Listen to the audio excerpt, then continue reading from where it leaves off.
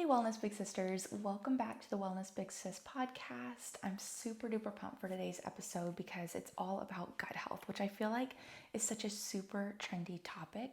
A lot of my social media feeds involve gut health tips from digestive health experts, holistic health coaches, dietitians, nutritionists, like all of these experts talking about the internal workings of our digestive systems and of our gut health. And I felt like no one was really talking about the external ways that we can help our own gut health, most of them for free, right? Every sort of application that I'll give you today is free, and we can do it very, very easily in our day-to-day lives to help work with our digestive systems and the internal workings of our digestive systems, but from an external perspective, right? So I felt like no one was talking about it. And as a physical therapist, and especially as a pelvic health physical therapist, I see a lot of people with constipation, digestive issues, bloating, and a lot of these sort of tactics and techniques help their own sort of gut health and the workings of their digestive systems to help reduce some of their symptoms. And so I figured no one's talking about it. Let's add this perspective as sort of this external awareness, this external viewpoint on gut health, rather than all of the other good, like probiotics, vitamins, minerals that all of these holistic health coaches, dietitians, and nutritionists are talking about. So, in no way am I saying that that is like false. This is definitely just an adjunct to it. I do probiotics, vitamins, minerals. I do so many other things to help that I've learned from these experts more on the internal workings of the digestive tract, but I also do these external things that I don't feel like a lot of people are talking about. So, March, I decided to make a sort of Ella Wellness is like Gut Health Awareness Month. It's National Colon Health Month. So I figured what better time to help sort of figure out our own gut health, our own digestive systems, and then provide a unique perspective on gut health from a physical therapist perspective. So more of that external behavior change, different sort of neuromuscular, like nervous system regulatory ways that we can help our gut health in addition to some of the physical ways. So we'll go over the digestive tract because I feel like there's so many cool things that are a part of the digestive tract that help us to know truly how to help it from that external perspective, right? So we need to understand the system first in order to really understand what gut health is, because gut health itself is so vague, right? Like, what even is gut health? We know that there's like a gut-brain axis. We know that probiotics and like having a good gut microbiome is good, but what does that actually mean? And how does that system actually work from sort of a micro and then a macro level as well, right? So we'll go through all of that just to give some very sciencey and sort of just like an overview of the digestive system, in addition to some of my like hot tips and tricks to help with our own gut health from a free and just like super simple way. I use a lot of these tactics, especially when I travel, because that's when my sort of like digestive system gets a little funky, right? With the air and all the changes in pressure and traveling and moving or whatever. So a lot of these I employ during travel, but also day to day, just when I have a meal that is super heavy or just not sitting right for some reason. A lot of these external ways and physical ways to help can act as an adjunct to some of the like internal probiotic vitamins, minerals, and stuff that all of these other experts, dietitians, nutritionists are recommending. So, for starters, our digestive system is this like huge long tube, right? So it actually starts in our mouth, and the mouth is, we all know this, right? But it's the first point of contact with food and the first point of contact for digestion. So our mouth is in charge of what we call mechanical digestion, so chewing. So the act of chewing is actually the very first start of our digestive systems, which you kind of intuitively know, but saying it out loud is kind of interesting, right? That's why a lot of the sort of behavior change ways that we used to be told to help our gut health, and that still applies, like chew your food 10 times before you swallow, right? Because we're ultimately breaking it down with our teeth before it travels throughout the rest of our digestive tract. So the mouth helps with that, and then it also releases enzymes to help initiate the chemical breakdown of food. So fats, proteins, carbohydrates, like all of those molecules have to be broken down into smaller parts to be absorbed within the body or excreted via waste if it's not a component that we need to utilize in our bodies. So the mouth is the first step. Then we have the pharynx, and then we have the esophagus. And the esophagus sort of connects that mouth pharynx to the stomach. The esophagus is made up of smooth muscle tissue, which will be super important later on. A lot of the digestive tract is made up of smooth muscle tissue. So I'll explain a little more about that later on, but it's super duper important for how we're able to help our gut health later on, and from more of this like physical external perspective, by knowing that our digestive tract is actually made of smooth muscle.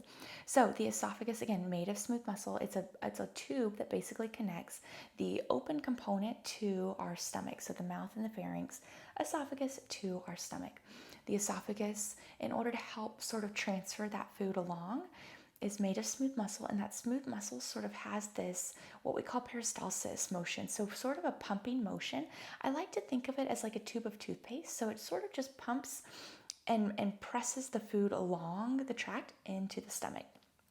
In the stomach, again, also made of smooth muscle. So that's the next part of our digestive tract, and it's in charge of sort of storing the food, and then also starts with some of that protein breakdown. So this is really where that breakdown sort of happens, and that stomach sort of churns some of the food and creates a substance called chyme that is then moved along the rest of the digestive tract. So esophagus, smooth muscle; stomach, smooth muscle. After the stomach comes the small intestine, also made up of smooth muscle. I'm cueing this in because it's super important, again, for what we'll talk about later. But the small intestine is the primary location for digestion and absorption of various nutrients. So a lot of the time when we're talking about our gut microbiome, I feel like people are primarily talking about that small intestine and increasing our ability to sort of absorb those nutrients. We have sort of these hair-like structures. If you're watching the YouTube video or the video in general, I have like my fingers going like little hair-like structures. And these hair-like structures are in the small intestine, and they help increase the surface area for absorption of those nutrients. So something just kind of cool. But again, smooth muscles in the small intestine in charge of digestion, of absorption of nutrients, digestion, and then those little hair-like projections that also help further that nutrient absorption. Then we of course move into the large intestine, again made up of smooth muscle and primarily in charge of sort of absorption of water and electrolytes. So it's kind of the final part of the path before the colon and before excretion of our waste, right? So in general, that's sort of the pathway. So we've got the mouth, the pharynx, esophagus, stomach, small intestine, large intestine, and then the colon. And that sort of long tube, it makes up our digestive tract. And there's a lot of sort of hormonal influences, nervous system influences that help to control that. But in general, when we talk about gut health, our digestive tract, that is the structure and the anatomical system that we're referring to. So I said how food sort of moves along in this sort of pumping motion throughout our digestive tract that's made of smooth muscle, right? So smooth muscle is super duper important. It is very similar to skeletal muscle and cardiac muscle, right? It's contractile, it's muscle. However, unlike skeletal muscle, where if you picture our bicep or any of the muscles that you think of that we exercise, besides our heart, right, is made of skeletal muscle. So that is voluntary, meaning we can voluntarily contract our biceps. And again, it's contractile, so it's muscle tissue. Smooth muscle, in contrast to skeletal muscle, is actually involuntary. So we cannot consciously contract our stomachs, right? I can't say, hey, contract your small intestine for me, please, and you be able to do it, right? So it's muscle tissue in that it's contractile, but it's smooth muscle tissue, which is different, and we can't consciously contract that. So there has to be some sort of mechanism that helps us contract that tissue to move those substances along our digestive tract for eventual absorption and then excretion, right? And so that unconscious control comes down to our nervous system. So this is where it gets just super cool and super related to a lot of the hot topics that are in this health and wellness field, right? So this comes down to what we call our parasympathetic nervous system. So under this large umbrella term, we have our somatic nervous system, which is our voluntary, like we can consciously control this part of our nervous system.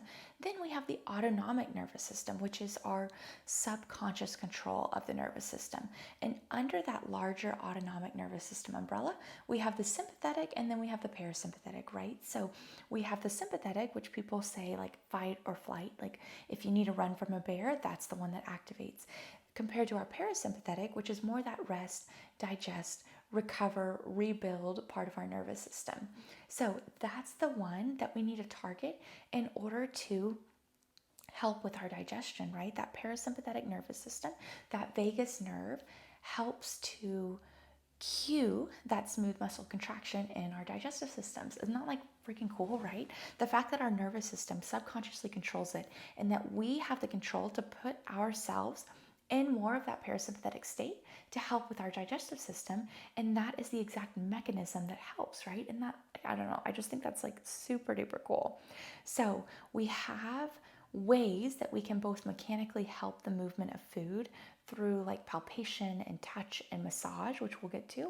But we also have subconscious ways to, or conscious ways to cue our subconscious nervous system, and primarily that parasympathetic rest, digest, recover, rebuild part of our nervous system that helps with digestion and enzyme secretion and different things that can help externally and more of an actual like behavioral way, active way that we can be involved in our own gut health and digestion. So as far as the sort of overview of the digestive system goes, I feel like the important components are the parasympathetic nervous system helps to control that smooth muscle tissue that lines the digestive tract, helps to control some of the release of those enzymes too, that helps to break down that food.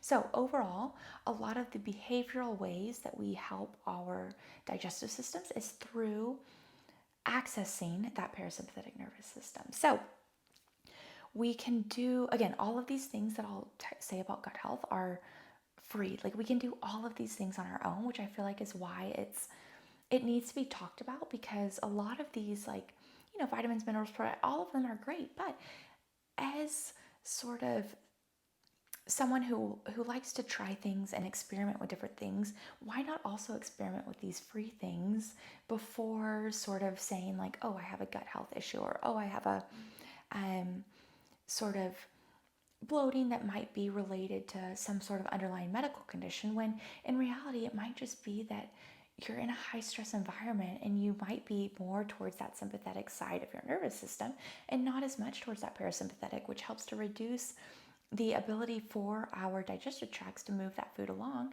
and to digest it better for you. So we'll start off as far as things that we can do for free. One of the very, very, very best things we can do from a sort of physical way to help with our digestion is what I call a sort of abdominal massage. So this I view it similar to chewing, like similar to the mechanical digestion.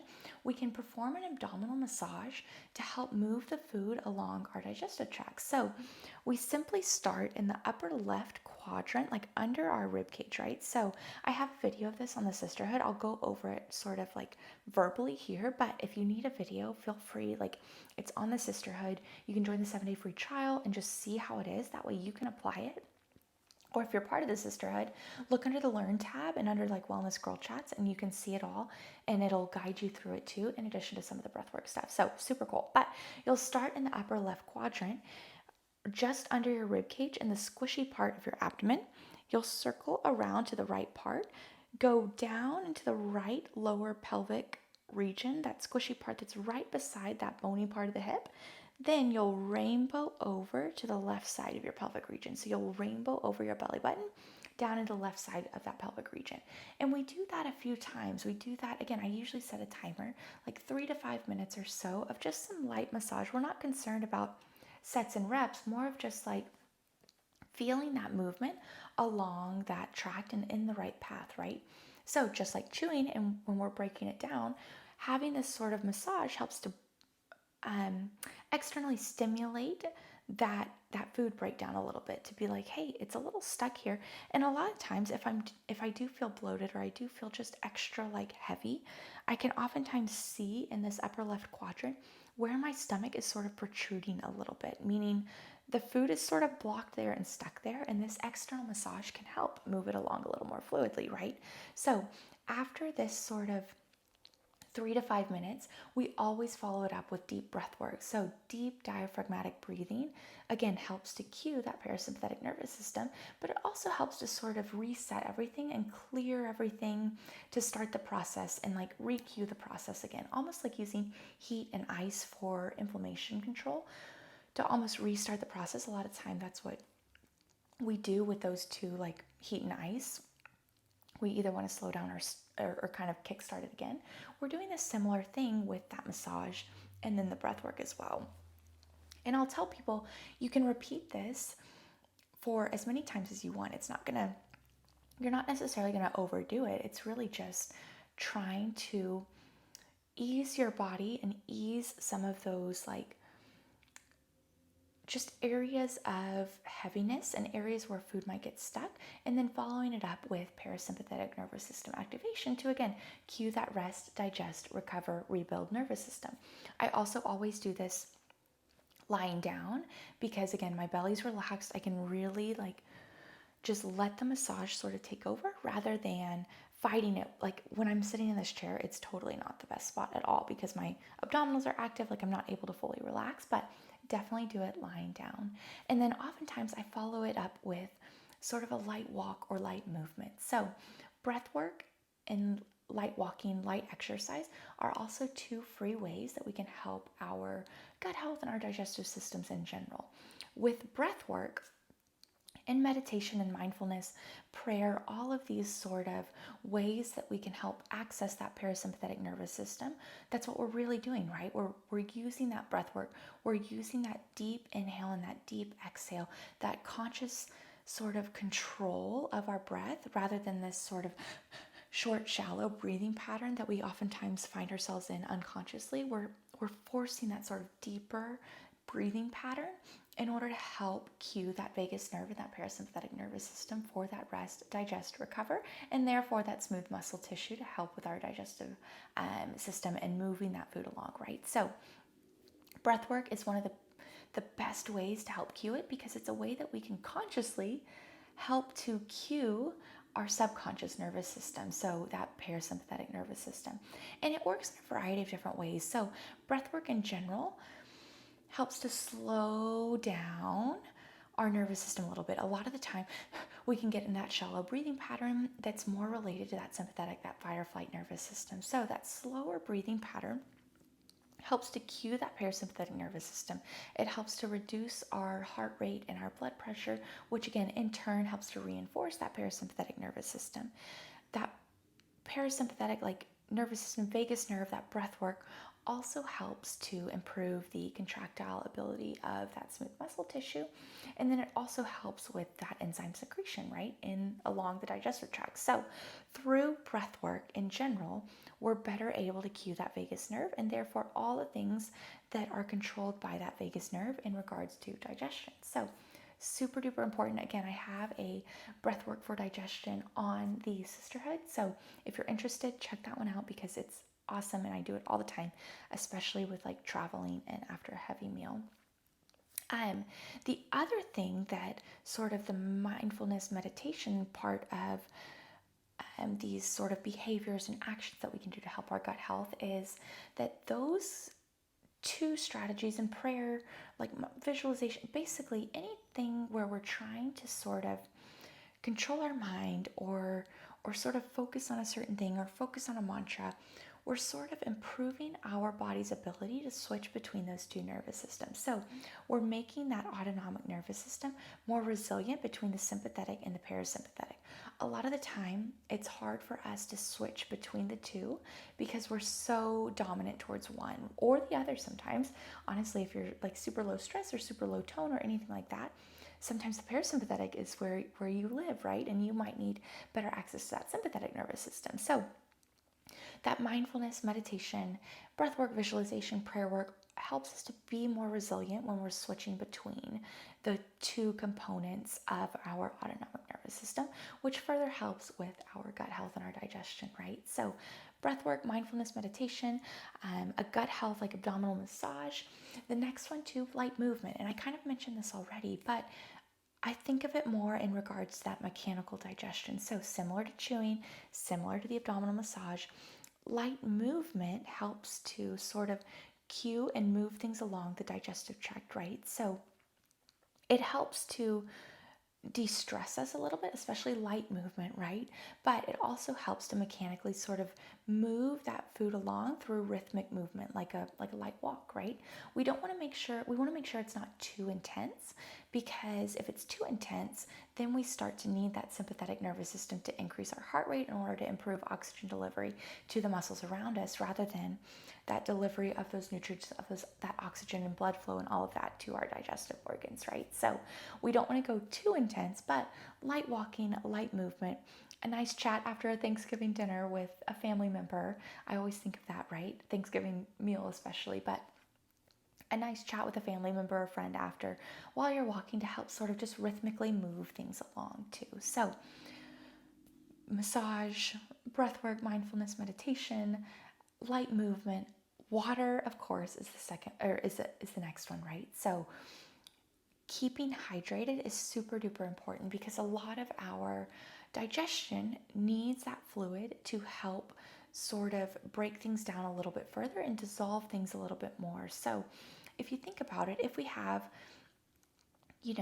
we can think about the rock example, right? If we have a lot of rocks and a little bit of water, it's going to be harder for our body to break that down, because it's harder to move those rocks around because they're so concentrated in a certain area. Whereas if we have more water, we're able to sort of move those rocks around and still keep them within that liquid in order to sort of help, again, with that chemical breakdown and that mechanical breakdown of the food within our digestive tract. So water is super duper important. Staying hydrated is super duper important in regards to our digestion, and maintaining that hydration throughout the day, because our digestion doesn't just happen at one time, right? We need to consistently have that water intake to consistently allow that food breakdown throughout the day, right? Whether that's meals, snacks, whatever it is, water throughout the day significantly helps our digestion and is a super good, like, free way to make sure that we're helping our own gut health. The last two are sort of a pelvic floor PT's take on how to improve our gut health. So a lot of those other ones, like water, people knew. Light movement, a lot of people know. The gut health massage might be new, and then the reason why breath work works might be new to you too. But the next one being braless and pantsless is what I like to call it. So having this works in both what I call the mechanical restriction ways, so chewing, massage, all of that. Like if we're restricted with our leggings in the middle of our abdominal region, we're cutting off the ability of some of those organs to sort of push things around and move things around, and we're blocking that true, like 100% ability for the food to digest. That's why when you're wearing tight jeans at Thanksgiving or sitting down, a lot of the time you can get up and you can visually see like a lower belly pooch or like an upper belly pooch, because you're cinching your waist in a way that is blocking that true sort of movement of food along the digestive tract. So there's an external component with that cinching at the waist. We can also cinch at the rib cage too, right? With our sports bras or bras in general or whatever, we can have a tightening around the rib cage, which reduces that inhalation and exhalation ability at the rib cage and at the lungs for that true breath work to cue that vagus nerve and cue that parasympathetic nervous system. So by going braless and pantsless after a meal, and again, that's a joke, but loose pants, loose, strap around your chest, that can also help our gut health in an indirect way, because we're helping both the inhalation and exhalation ability and the breath work that we're able to perform at our abdominal region and our rib cage and our pelvic region, but we're also able to not cinch and not sort of mechanically tighten the area where our digestive system is sort of most active. So braless and pantsless is truly best. And then the last one that's sort of a free, and again, pelvic health PTs, like, they're totally with me on this. Like, everyone loves this thing, but it's the squatty potty. So we basically, again, we elevate. It's a position that we can put ourselves in to help our digestion, especially that end part of the digestion where that excretion occurs. So by elevating the knees a little bit higher than your pelvis, we're able to reduce compression on the very edge of that sphincter that sort of holds the waist in and fully allow a bowel movement to occur without any sort of straining or restriction. So that squatty potty, or the free version, is really like a tipped over trash can in your bathroom or whatever. Like a tipped over trash can. Elevating those knees helps to relax that puborectalis muscle so that the waist can just move out a little more fluidly without that sort of cinching that happens at the bottom of our digestive tract. So that's sort of a pelvic health PT way to assist with gut health, but it's super duper important because if we're backed up there, it's going to back up the rest, right? It's a full tract, right? So if we're backed up in one area, it's going to subsequently sort of impair the other regions. So we want to make sure it's moving fluidly throughout the whole thing. That includes the very bottom during that bowel movement and excretion and pooping part of it, right? So the squatty potty super helps. So as far as sort of the actionable steps to take away, abdominal massage, breath work, mindfulness, meditation, prayer, all of those sorts of things. Light exercise and movement, water, braless and pantsless, and then the squatty potty too. So those sort of external environmental behavior change ways that we can help our gut health. And I created for the sisterhood a March gut health challenge that we did for about 14 days. So the first week was all about trying one of each of these things a day or so, just kind of trying to sprinkle them in, especially when you're feeling heavy. And then the second week was all about, the second part of the 14 days was all about sort of trying to find the right elixir and the right cocktail to help your particular digestive system and your particular gut health and gut microbiome, right? So you might respond more to water or the abdominal massage more than light movement or more than the breath work or whatever. It's about finding the right mix of things. That way when you're traveling and you're feeling a little extra heavy, or you had a meal that just didn't sit right, like you're able to take that sort of gut health elixir, gut health cocktail of movements that you have and of sort of actions that you can take and apply that to when you're feeling that sort of heaviness and constipation and bloating, whatever it is, right? So if you want to join in that challenge, I invite you to. It's super simple. You can try it out on your own, but it basically promotes that experimentation to help figure out what is going to work best for your gut health and your gut microbiome and your digestive system in general. So I would like to end this episode thinking about those things and starting off this gut health sort of challenge, if you're going to choose to do that for yourself, with some gut health breath work, right? So the goal with the breath work is to cue that vagus nerve, cue that parasympathetic nervous system, which in turn cues that smooth muscle contraction and helps things move along more fluidly. In order to have the right breath work and the right just appropriate expansion, we want unrestricted movement within our rib cage and with our abdomen, which comes down to braless and pantsless. So we'll start off. I invite you guys to close your eyes. And then inhale, picturing your rib cage expanding in 360 degrees like an umbrella, with your abdominal region following that 360 degrees all around. So it's a really big umbrella expansion. And then we'll exhale, slow and controlled. Inhale, expand throughout that rib cage in 360 degrees. Expand through the belly, expand through the low back and the side bodies. Exhale all the way, especially ending with that rib cage coming down on that last part of the exhalation. We'll do one more. Inhale. And exhale. All the way. Let out all of that breath in the lungs. Awesome job. So again, that was super short, super quick, but just an idea for how to incorporate breath work.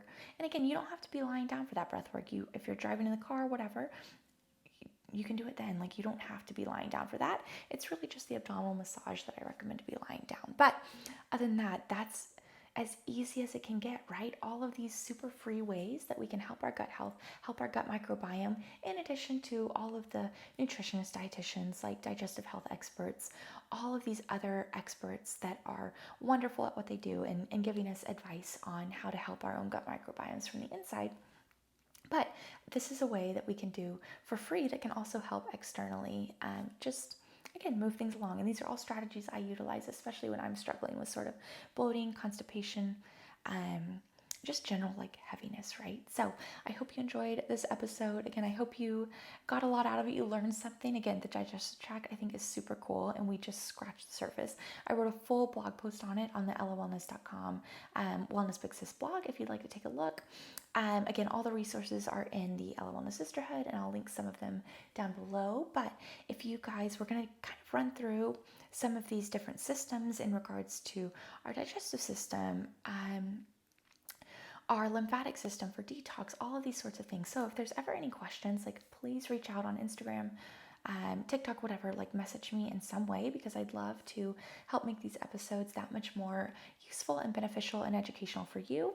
That way you're learning something, and then also having these actionable steps to take afterwards to help your own like health and wellness and help you on your own health and wellness journey. So that is smooth poops, going braless and pantsless, and then gut health galore, all the gut health fun today on today's episode on the Wellness Big Sis Pod. So I hope you loved it, and I'll see you guys again in the studio for the next podcast.